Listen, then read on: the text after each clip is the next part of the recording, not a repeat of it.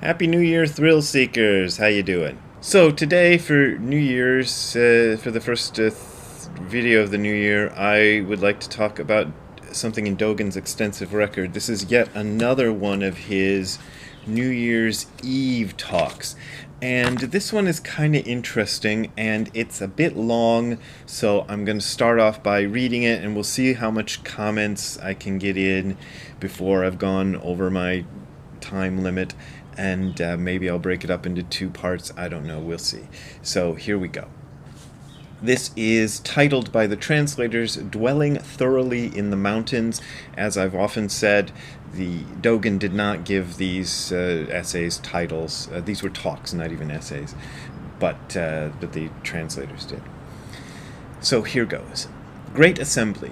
With more than 300 pieces of empty sky, I can buy one branch of plum blossoms at the end of the 12th month. And as I've been saying, the 12th month, in the way they would reckon 12 months back in those days, was around February or March, the way we reckon days. So that's why he's talking about plum blossoms. They blossom in like late February, early March.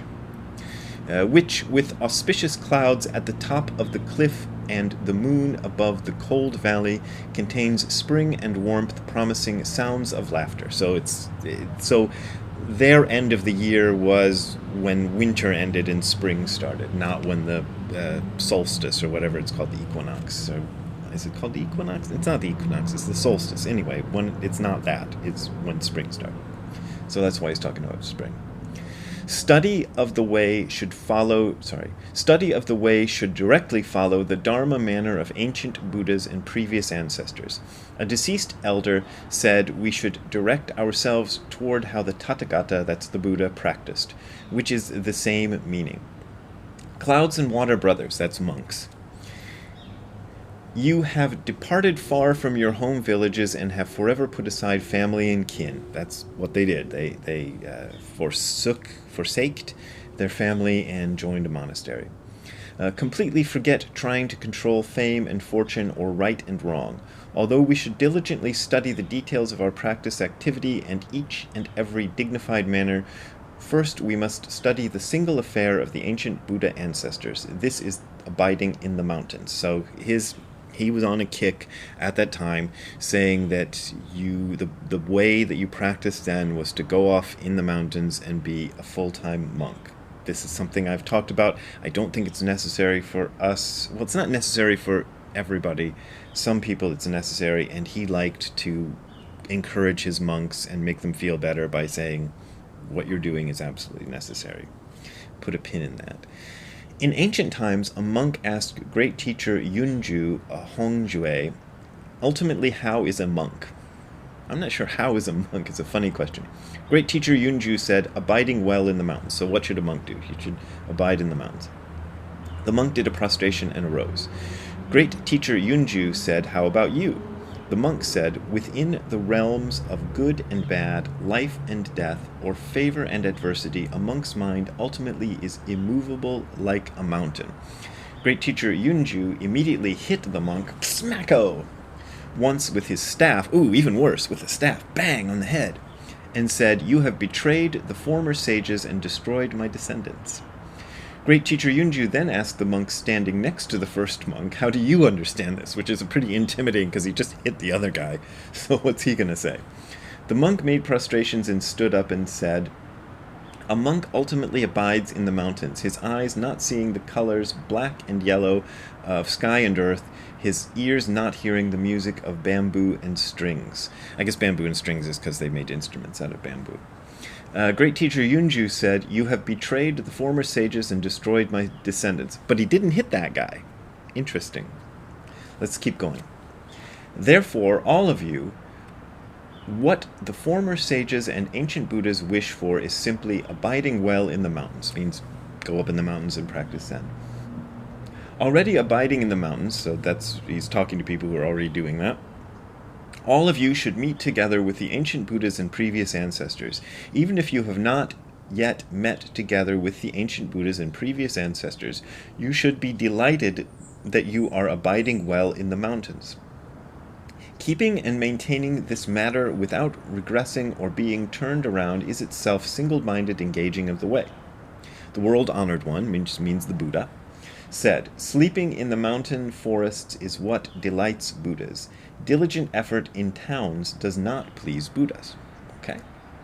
Therefore, great ancestral teachers on Vulture Peak, Shakyamuni, Mahakashapa, he mentions a whole bunch of great Zen masters of the past, so I'm going to skip that because it doesn't really matter, but he names about 10 great Zen masters, and he says, they all simply abided in the mountains.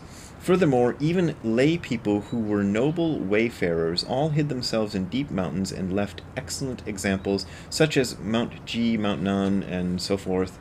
Let's see, the footnote just says these were people who went up in the mountains. Okay, so let's keep going.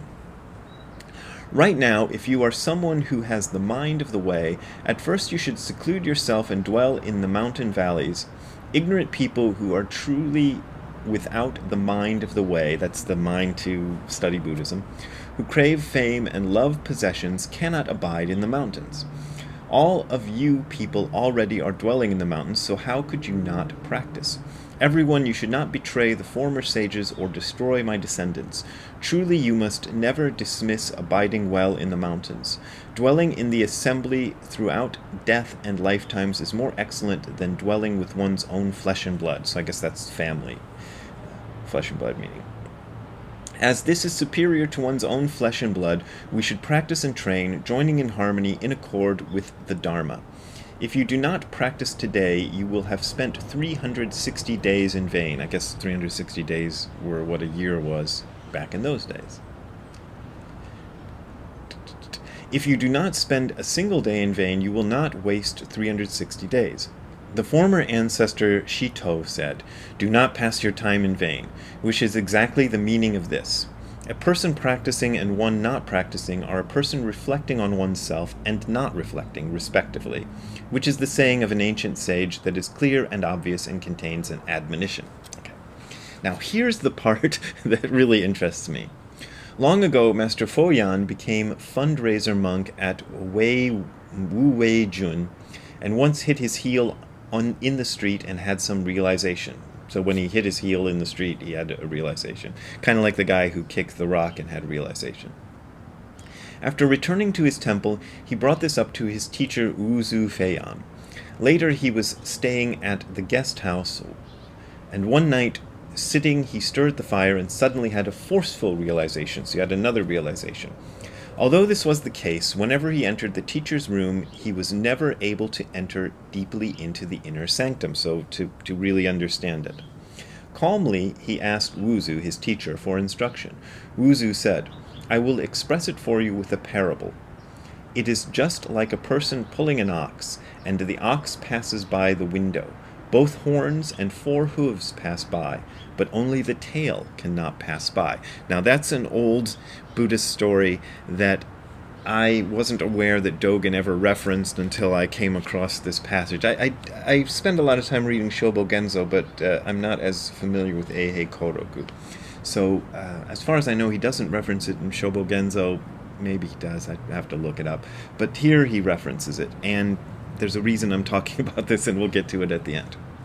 Wuzu instructed Foyan like this. Both horns and 4 hooves have passed by. Why is it that only the tail cannot pass by? People, look at this in detail in your Zen practice.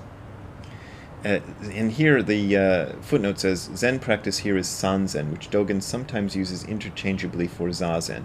If so, this is an unusual instance of Dogen directly recommending reflection on a koan in meditation. And Sanzen usually means visiting a teacher, so it's not clear exactly what he means, and that's what the footnote is telling us. The world-honored one said, that's Buddha, for example, it is like a great elephant passing by a window. The entire body has gone by, but only the tail cannot get by. Worldly people are also like this.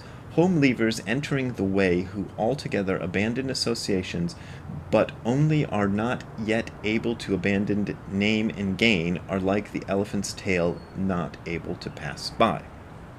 Because of this, Because of this remaining attachment, sorry, that's what he says, we transmigrate through the 6 destinies and in the 3 realms. Desire, form, and formlessness. Those are the realms. And are tossed around through birth and death. Therefore, although the elephant spoken of by the world-honored one and the ox spoken of by Wuzu are different, yet they are the same. Thus, we should know that if the tail has not yet been studied in practice, the horns also have not yet been studied. If the horns have already passed by, the tail has already passed by. Great Assembly, do you wish to understand the meaning of the horns and tail? Well, sure I do. What's Dogen going to tell us? Well, if my previous experiences with Dogen tell me anything, it's that he's going to be poetic, and we'll see. After a pause, Dogen said, leading the ox along, do not seek for a perfect balance point. The 3 realms are like duckweed. Sorry, let me read that again. The 3 realms are alike duckweed floating on the water. Okay, that's what it says. Studying the way, the tail has not yet passed by. On what day will the entire body pass by the window? Great Assembly, you have been standing for a long while. I respectfully hope you will take good care. And that's how he ends a lot of these. The people, the monks would stand when listening to these lectures. They didn't sit down. So they've been standing for a long time while he gave this lecture. And you've been watching this YouTube video for a long time while I've been talking about this lecture. So I had an incident where I was feeling kind of like I had reached a plateau in my Zen practice. I had understood some things and had some kind of revelation, but I still seemed to be stuck somewhere. And I went to Nishijima Roshi and I talked to him about this old story, because this is an old story I'd heard probably back when I was studying with Tim McCarthy back in Ohio. So long before I even got to Japan, I was familiar with this story of the ox passing. The way I heard it was not passing by a window, but passing through a window. So the image I always had was the ox or the elephant going through the window, and all the big parts, the horns, the big long horns, and the head and the hooves and everything, get through the window, but somehow the tail can't get through this window, which is a weird, absurd sort of image. And I felt like that's where I was with Nishijima Roshi in my practice at the time. And he said, there's no ox and there's no window. and I don't remember much more of the conversation than that, but he kind of got me off using that metaphor at all and got me into talking real to him, and into not being all, fancy Zen boy, and actually telling him what the problem was. And I guess I probably told him what the problem was, and we had a discussion, and then I went home. So what Dogen says here is, if the horns have already passed by, the tail has passed by. And if the tail has not passed by, what day will the entire body pass by? So what Dogen seems to be saying to me is, you either get it or you don't. And he also says, though, this is the good part, he says, do not seek for a perfect balance point. And that is, for 40-odd years or 30-odd years, almost 40 years of Zen practice, this has been my perennial problem with it, and it's probably a problem for some of you who are practicing too, is you're searching for that perfect balance point, and you think once you find that perfect balance point, then everything will be hunky-dory. But that's not what he says, and over and over again, Dogen tells this. He talks about half realization being perfect just as it is, and not knowing and not understanding being absolute just as they are. So even if you don't understand anything, that's exactly where you need to be. And that's a hard one to learn, because all of us want the big revelation where everything happens and we got it all and we're all great forever and amen for that. Hey, it's great. I'm the most enlightened guy in the room. But that doesn't happen. It doesn't happen for anybody. It doesn't happen for Dogen. It doesn't happen for Buddha. It just, from birth to death, it's just like this. And that's where we need to try to settle. And need is a funny word, and everything I say about it is wrong, and that's just the way it is. You can't say anything perfect about this stuff. But that's the lesson, and I think if there's anything to be gotten from this, it's don't search for a perfect balance point.